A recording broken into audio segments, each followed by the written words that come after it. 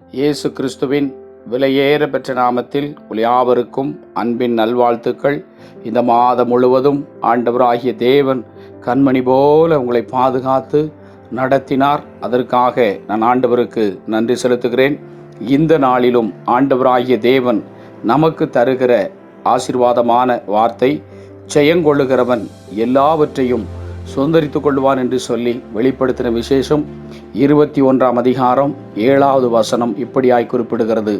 ஆம், கிறிஸ்துவுக்குள் பிரியமானவர்களே, ஆண்டவராகிய தேவன் யோவானை பார்த்து சொல்லுகின்ற பொழுது, ஜெயங்கொள்ளுகிறவன் எவனோ அவன் எல்லாவற்றையும் சுதந்தரித்துக் கொள்ளுவான்.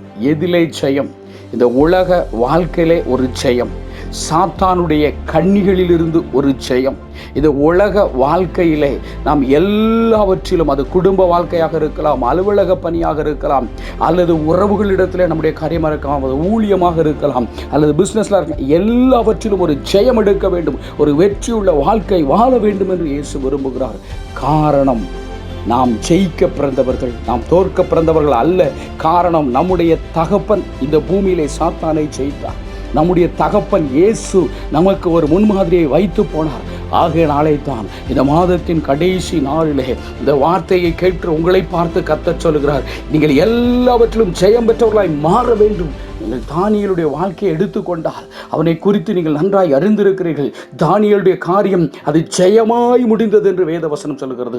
ஆம், கிறிஸ்துவுக்குள் பிரியமானவர்களே, சிங்க கபிலே தூக்கி போடப்பட்ட பொழுதும் சிங்கங்களுடைய வாய்களை கட்டி கர்த்தர் அவனை பாதுகாத்தார்.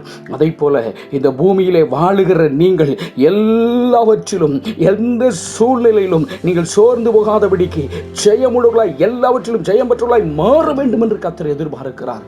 அப்படிப்பட்டவர்களாய் மாறுங்கள். அப்படிப்பட்ட கிரியையுடையவர்களாய் நீங்கள் உங்களை மாற்றிக்கொள்ளுங்கள். கர்த்தர் உங்களை ஆசீர்வதிப்பாராக. நாம் ஜெபிக்கலாம். வானத்துக்கும் பூமிக்கும் ஆண்டவராகிய தேவனே, இந்த வார்த்தையின் மூலம் எங்களோடு நீர் பேசினதற்காய் ஸ்தோத்திரம். இந்த வார்த்தையின் மூலம் எங்களுடைய உள்ளத்திலே நீர் அநேக காரியங்களை கற்றுத்தந்ததற்காய் ஸ்தோத்திரம். நாங்கள் ஜெயமுள்ள வாழ்க்கை வாழ்வதற்கு நீர் எங்களோடு இருந்து எங்களை உயர்த்தி வைப்பதற்காய் ஸ்தோத்திரம். தூய ஆவியானவர் எங்களை நடத்துவதற்காய் ஸ்தோத்திரம். நன்றி செலுத்துகிறோம். சகல கனத்தையும் மகிமையும் உமக்கு தருகிறோம். இயேசு நாமத்தில் ஜெபிக்கிறோம் பிதாவே, ஆமென்.